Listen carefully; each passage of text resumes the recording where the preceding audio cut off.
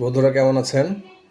আজকে খাবার ছিল পাতাকপি ভাজি, শীতের পাতাকপি ভাজি, মুরগির গোশ ভাজা, আলু ভর্তা আর ডাল, ধনেপাতা দিয়ে দেশি মসুরের ডাল। খুব মজা। বিসমিল্লাহ।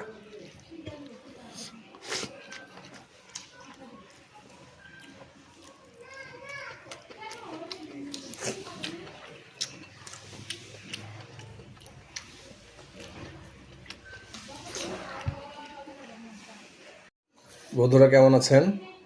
আজকে খাবার ছিল পাতাকপি ভাজি, শীতের পাতাকপি ভাজি, মুরগির গোশ ভাজা, আলু ভর্তা আর ডাল, ধনেপাতা দিয়ে দেশি মসুরের ডাল। খুব মজা। বিসমিল্লাহ।